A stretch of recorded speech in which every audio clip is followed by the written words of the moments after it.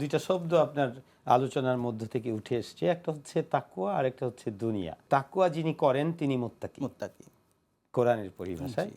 আর দুনিয়া হচ্ছে ব্যক্তি মানুষের মনোজগতের চিন্তার জগৎ। আমরা এই একই পৃথিবীতে থেকে কেউ তাকওয়াকারী, আবার কেউ হচ্ছে দুনিয়া পূজারী। ফাহেসা জীবনযাপন, যারা নফসে আম্মারার অধিকারী তারা কিন্তু এই জগতেই আছে। জি। তার মানে কোরআনের পরিভাষার যে দুনিয়া, সেটা আসলে আপন ব্যক্তির আপন মস্তিষ্কে রচিত চিন্তা চেতনার বিষয়টা। এই জন্য গায়রুল্লাহ একটা শব্দ আছে, আল্লাহ ব্যতীত। তাদের মস্তিষ্কে আল্লাহ থাকে না যারা গায়রুল্লাহর মধ্যে অবস্থান করে, আর না হয় সকল কিছুই কিন্তু আল্লাহর তৌহিদে অবস্থান করে।